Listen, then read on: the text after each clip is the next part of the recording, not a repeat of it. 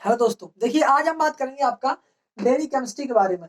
Fifth dean committee से पहले के जो आपके छात्र हैं उनके सिलेबस में 7th सेमेस्टर में आपका जो है सिलेबस दिया गया है dairy chemistry and animal nutrition. उसमें जो आपकी पहली यूनिट है वह है आपकी 5th सेमेस्टर में पढ़ाया हुआ पूरा का पूरा वही कोर्स है, जैसे कि आपका मिल्क है, कोलेस्ट्रम है, उसके फिजिकल एंड केमिकल प्रॉपर्टीज है, और उसके अलावा आपका एडल्ट्रेशन क्या होता है, प्रिजर्वेशन क्या होता है, मिल्क प्रिजर्वेशन कैसे करते हैं, मिल्क प्रिजर्वेटिव्स क्या क्या होते हैं, मिल्क एडल्ट्रेंट्स क्या क्या होते हैं। तो इन सब चीजों के बारे में उसमें बताया गया। ये तो है आपकी पहली यूनिट। तो यदि आपको पहली यूनिट के बारे में जानकारी लेनी है तो हमने आपको पहले ही वीडियो प्रोवाइड करा दिया है, मिल्क पार्ट 1 के नाम से। आपको हमारे चैनल पर विजिट करिए, मेरे चैनल का नाम है स्टडी विद टैलेंटेड बॉय। वहां पर आप जाइए और देखिए मिल्क पार्ट 1, वहां पे आपको यूनिट पहले के बारे में पूरी जानकारी मिल जाएगी। बात करेंगे सेकंड यूनिट के बारे में, डेयरी केमिस्ट्री। ठीक है, देखिए डेयरी केमिस्ट्री को जानने से पहले यदि आपको मिल्क के बारे में नहीं मालूम है तो थोड़ा सा जान लीजिए कि यहाँ पर हम देखिए थोड़ी सी डेफिनेशन के बारे में कोई इस प्रकार की बात नहीं करेंगे। देखिए मिल्क की डेफिनेशन जो होती है वह 3 प्रकार की होती है। कितने प्रकार की? 3 प्रकार की। तो जो आपकी 3 प्रकार की डेफिनेशन होती है वह आपकी उसमें पहली आती है भौतिक परिभाषा, दूसरी आती है आपकी रासायनिक परिभाषा यानी कि केमिकल डेफिनेशन, और जो है आपकी तीसरे नंबर की परिभाषा है वह है आपका जैविक परिभाषा। ठीक है, तो यहाँ पर हम ना ही भौतिक परिभाषा, ना ही रासायनिक परिभाषा और ना ही जैविक परिभाषा, किसी भी प्रकार की परिभाषा की बात नहीं करेंगे। यदि आपसे डायरेक्टली पूछ लिया जाए कि मिल्क क्या होता है, व्हाट इज अ मिल्क, तो मिल्क के बारे में आपको सीधा सीधा बताना है, the converted form of blood is known as a milk. The converted form of blood यानी कि रक्त का बदला हुआ रूप ही, the converted form of blood is known as a milk होता है। ठीक है, यानी कि रक्त का बदला हुआ रूप ही आपका क्या कहलाता है? रक्त का बदला हुआ रूप ही मिल्क कहलाता है। ठीक है, तो देखिए यहां पर हम बात करेंगे सिर्फ और सिर्फ डेयरी केमिस्ट्री के बारे में। तो देखिए डेयरी केमिस्ट्री क्या होता है। डेयरी केमिस्ट्री में हम सबसे पहले आपको मिल्क के बारे में बता देते हैं कि देखिए आपका जो मिल्क है उसे डेयरी केमिस्ट्री के अनुसार सबसे पहले इसे दो भाग, लगभग वैसे तो 2 भागों में बांटा गया है, लेकिन यहाँ पर हम आपको बताएं, एक तो आता है आपका फैट, मेजर कंपोनेंट फैट, और दूसरा होता है एसएनएफ यानी कि सॉलिड नॉट फैट। एसएनएफ को हम, एसएनएफ का पूर्ण नाम होता है सॉलिड नॉट फैट। ठीक है, अब इन दोनों के बीच में जो कैरियर का कार्य करता है उसे हम कहते हैं वाटर, यानी कि जिसमें ये घुले रहते हैं। वाटर यानी कि वाटर जो है यहाँ पर घोलने का कार्य करता है। किसका कार्य करता है? घोलने का कार्य करता है। किसका? फैट और एसएनएफ को। ठीक है, अब देखिए फैट जो होती है वह आपकी 2 प्रकार की होती है। कितने प्रकार की? 2 प्रकार की। एक तो आपकी होती है ट्रू फैट। कैसी फैट? True fat. और दूसरी होती है आपकी एसोसिएट फैट। एक होती है आपकी ट्रू फैट और दूसरी होती है आपकी एसोसिएट फैट। ठीक है, तो जो एसोसिएट फैट और ट्रू फैट को, यहाँ पर ट्रू फैट को पुनः 2 भागों में बांटा गया। ट्रू फैट को पुनः 2 भागों में बांटा गया। एक तो यहाँ पर आता है आपका फैटी एसिड। ठीक है, एक तो आता है फैटी एसिड और दूसरा आता है आपका ग्लिसरॉल। ठीक है, तो फैटी एसिड और ग्लिसरॉल यानी कि जो फैट होता है, आपकी जो वसा होती है वह 2 कंपोनेंट से मिलकर के बनी होती है, वसीय अम्ल और ग्लिसरॉल। ठीक है, तो वसीय अम्ल मतलब फैटी एसिड और ग्लिसरॉल से मिलकर के बनी होती है, जहां पर फैटी एसिड को पुनः 2 भागों में बांटा गया। एक तो सैचुरेटेड फैटी एसिड, एक तो सैचुरेटेड फैटी एसिड, और दूसरे होते हैं unsaturated fatty acid. Saturated fatty acid और दूसरे होते हैं अनसैचुरेटेड फैटी एसिड। ठीक है, अब देखिए यहीं पर ग्लिसरॉल, जो यहाँ पर ग्लिसरॉल ये आपका अलग हो गया, ग्लिसरॉल और फैटी एसिड से मिलकर के ही आपका फैट बनता है। यहीं पर हम आपको बता दें कि ग्लिसरॉल का फॉर्मूला क्या होता है, कभी कभी पूछ दिया जाता है।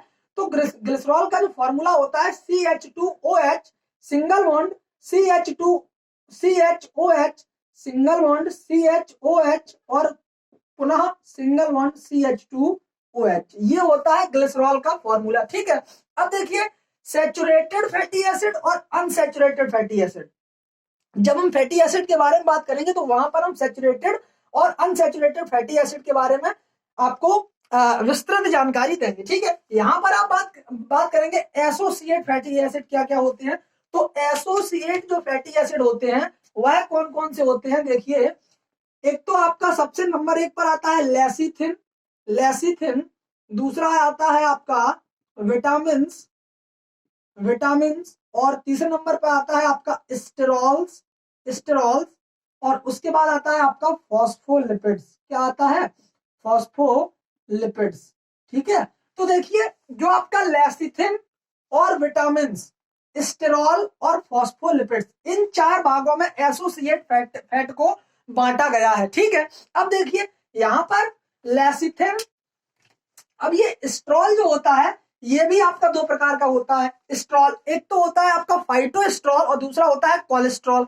तो जो आपका फाइटोस्ट्रॉल होता है वह क्या होता है, जो फाइटोस्ट्रॉल का मतलब होता है जो भी पौधा, जो भी पदार्थ, जो भी खाद्य पदार्थ हमें पेड़ पौधों से प्राप्त होते हैं, तो पेड़ पौधों से प्राप्त होने वाले खाद्य पदार्थ में तो आपका फाइटोस्ट्रॉल पाया जाता है। और जो भी खाद्य पदार्थ हमें जंतुओं से प्राप्त होते हैं वह जो है आपका स्ट्रॉल, वह कोलेस्ट्रॉल कहलाता है। तो उसमें जो पाया जाने वाला स्ट्रॉल होता है वह आपका कोलेस्ट्रॉल होता है। फॉर एग्जांपल जैसे हम पौधों से जो आपके फल होते हैं उनको प्राप्त करते हैं तो वहां पर हम फाइटोस्ट्रॉल को ग्रहण करते हैं। ठीक है, और जहां पर हम जंतुओं से जैसे कि दूध, घी, मक्खन, इस प्रकार की यदि कोई खाद्य सामग्री को ग्रहण करते हैं तो वहां पर हमें कोलेस्ट्रॉल की मात्रा लेनी पड़ती है। तो ये होता है फाइटोस्ट्रॉल और कोलेस्ट्रॉल में डिफरेंस। ठीक है, बात करेंगे एसएनएफ के बारे में। तो देखिए एसएनएफ को 4 भागों में बांटा गया है। एसएनएफ को मेजरली 4 भागों में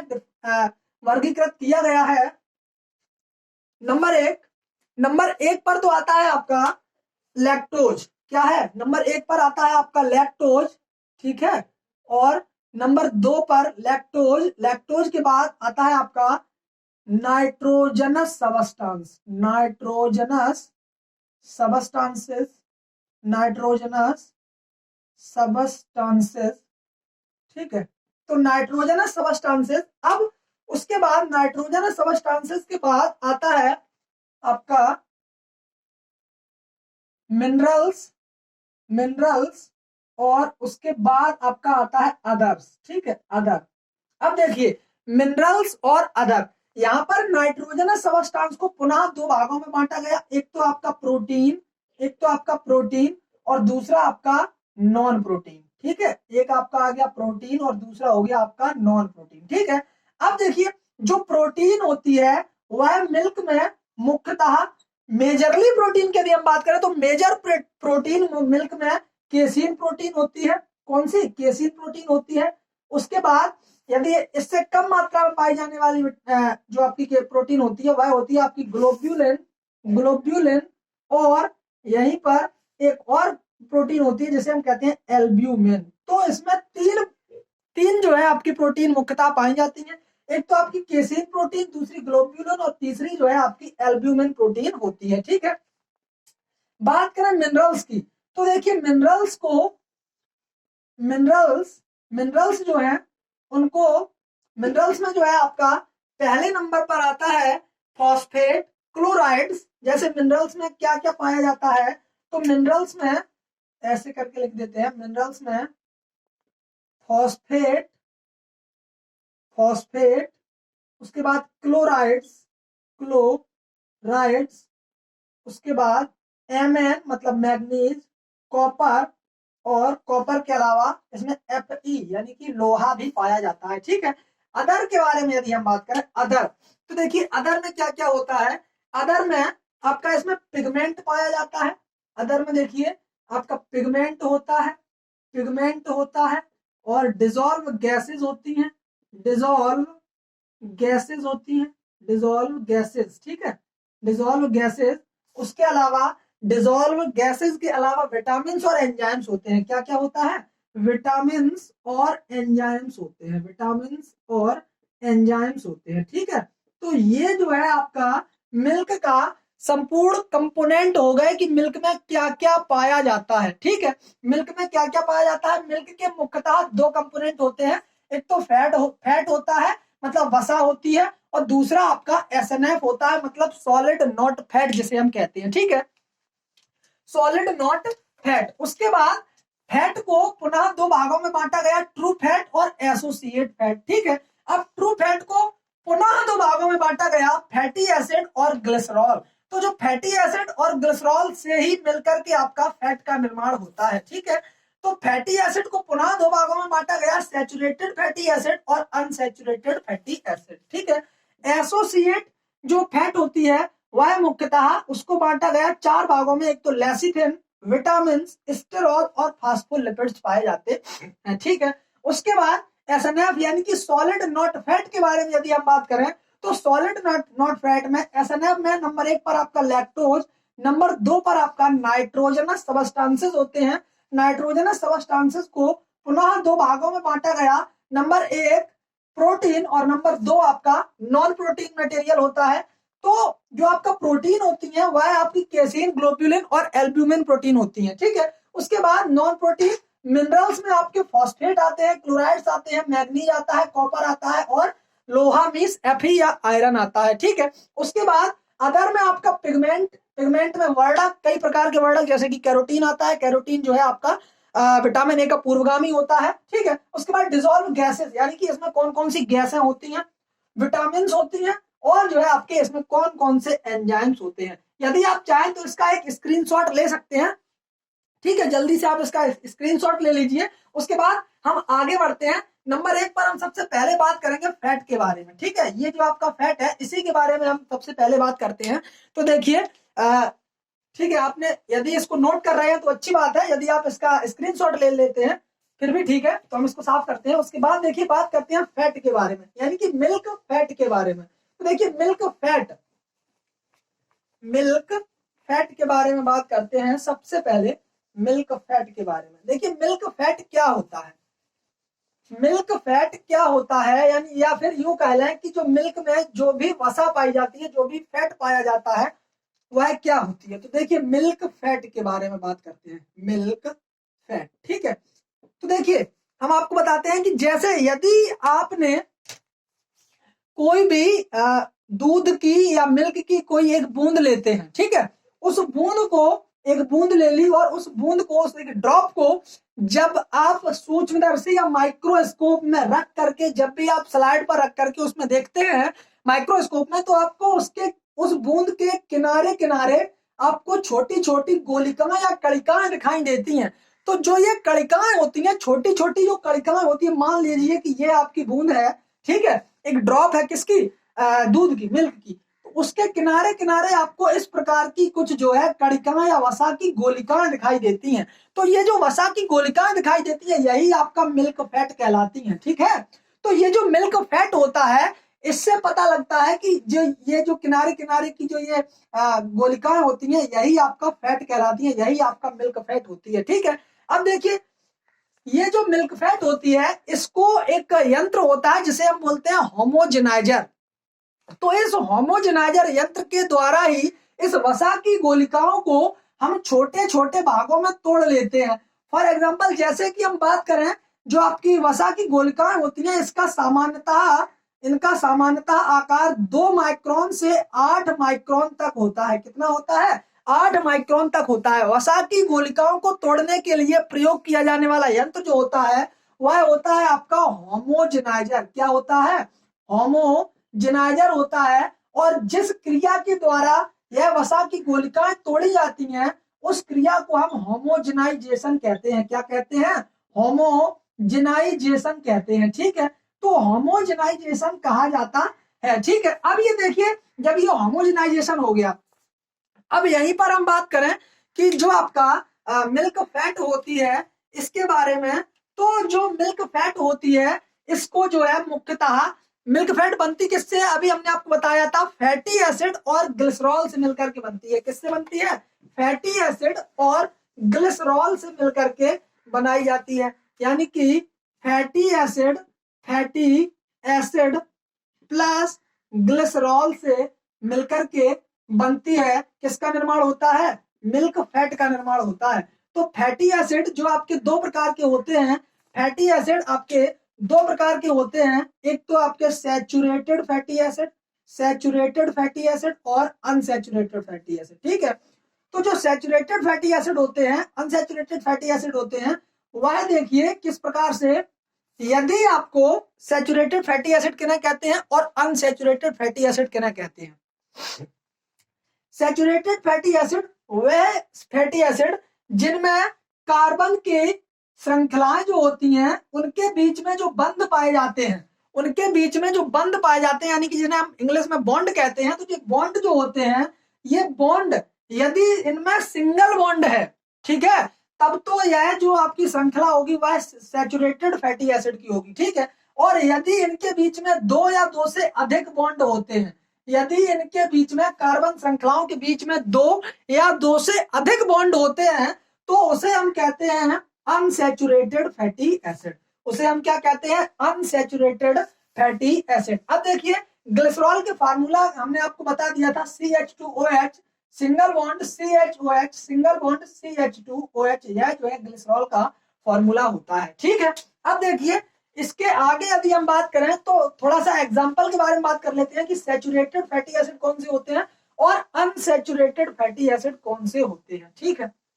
देखिए सैचुरेटेड फैटी एसिड के बारे में यदि हम बात करें, सैचुरेटेड फैटी एसिड, तो देखिए सैचुरेटेड फैटी एसिड जो है वह आपके नंबर 1 पर आता है, आपका नंबर 1 पर butyric acid, butyric acid, butyric acid number 1 पर ब्यूटायरिक एसिड, और उसके बाद कैप्रिक acid, कैप्रिक acid number 3 कैप्रिक acid, caprylic acid, caprylic acid, caprylic acid, ठीक है। ये नोट करते जाना क्योंकि हो सकता है आपसे 99% जो है आपका एग्जाम 99.99% जो है आपका एग्जाम होगा किस प्रकार का? ऑब्जेक्टिव, ठीक है। लगभग ऑब्जेक्टिव एग्जाम होगा और वहां पर इसी प्रकार की चीजें पूछी जाएंगी, ठीक है।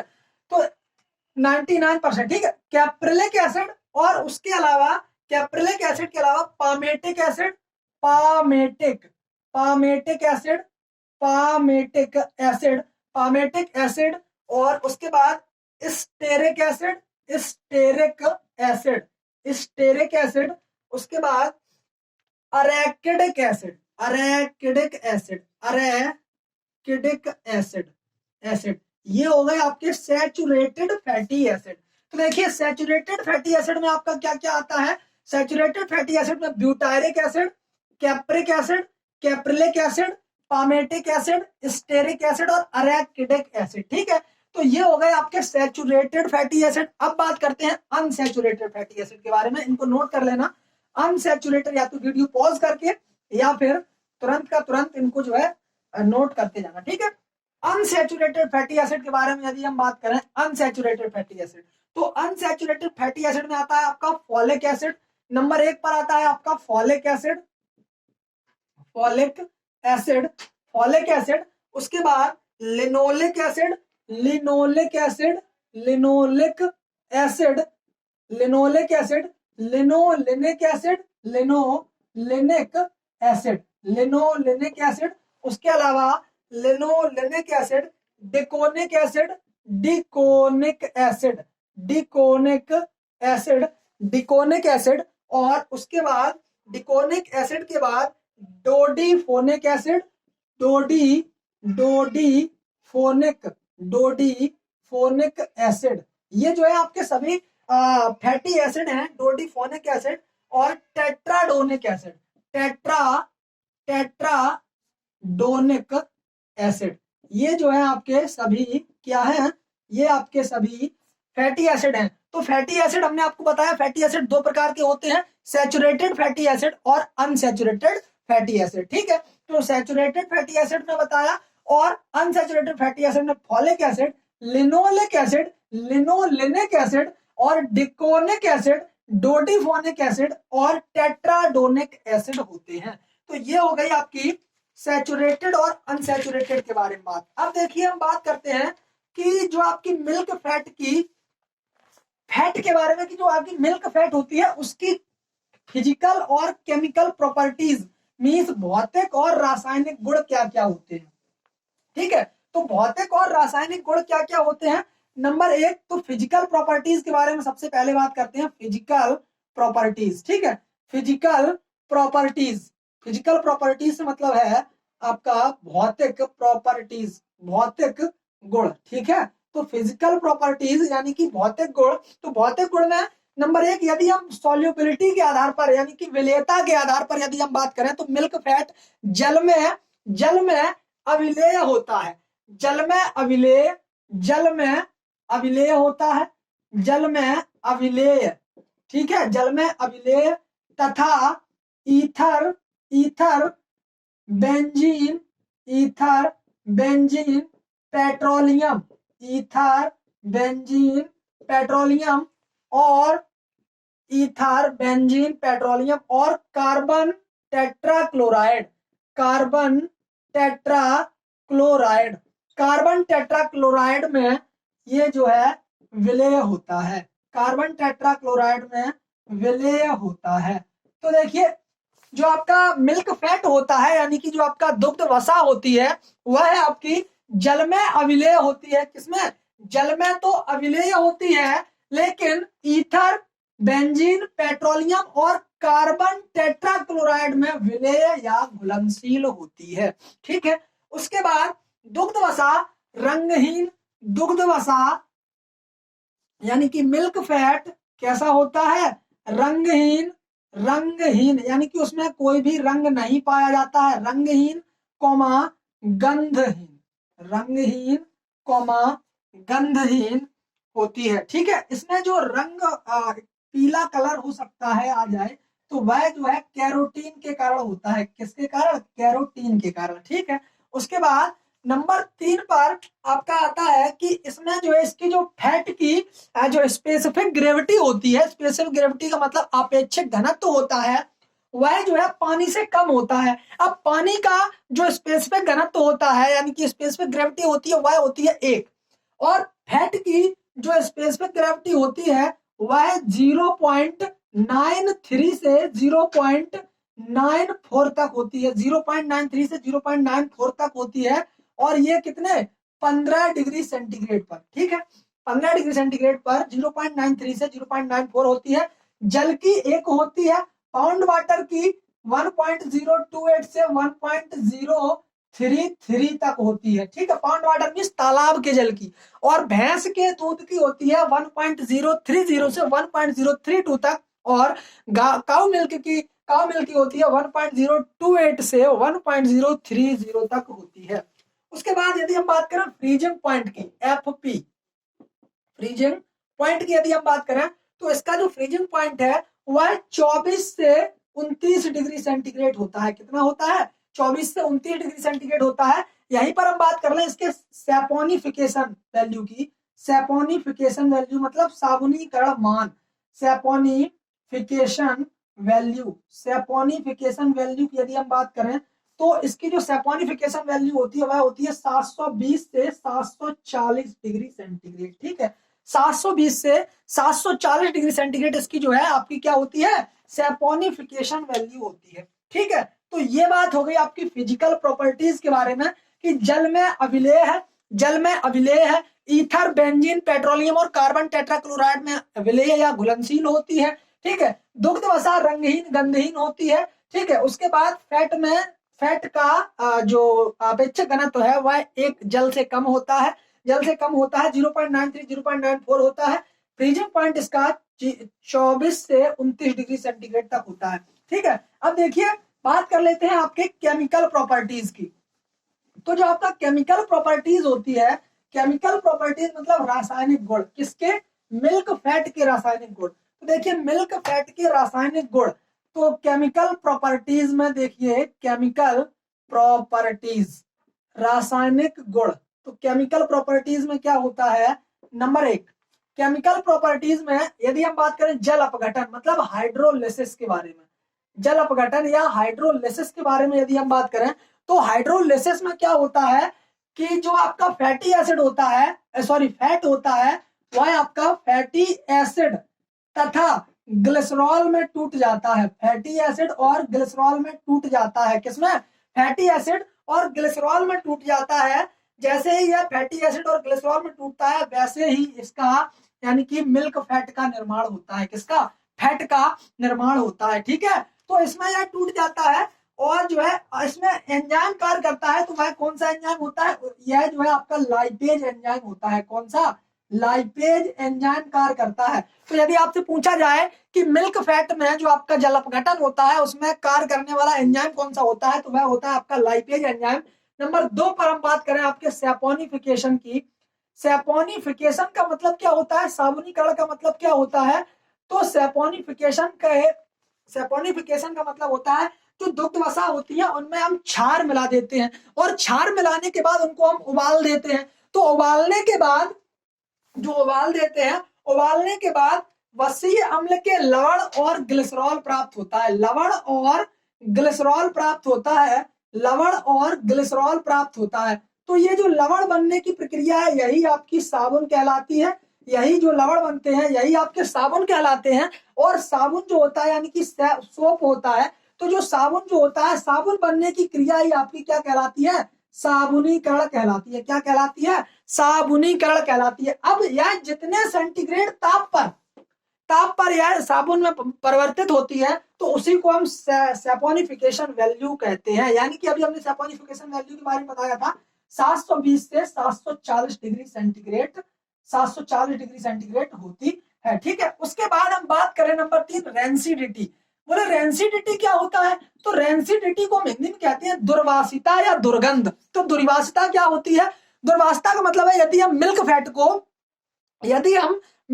को अंधेरे में वायु तथा नमी के संपर्क में रख देते हैं। जब हम मिल्क फैट को वायु तथा नमी के संपर्क में अंधेरे स्थान में या प्रकाश रहित स्थान में रख देते हैं तो क्या होता है कि उसमें एक प्रकार की दुर्गंध आने लगती है। बस इसी दुर्गंध आने की क्रिया को ही हम रेंसिडिटी या फिर इसी दुर्गंध आने की क्रिया को ही हम रेंसिडिटी कहते हैं। और ये जो रेंसिडिटी होती है यह आपकी 2 प्रकार की होती है। कैसी होती है? 2 प्रकार की। एक तो होती है आपकी हाइड्रोलिटिक और दूसरी होती है आपकी ऑक्सीडेटिव।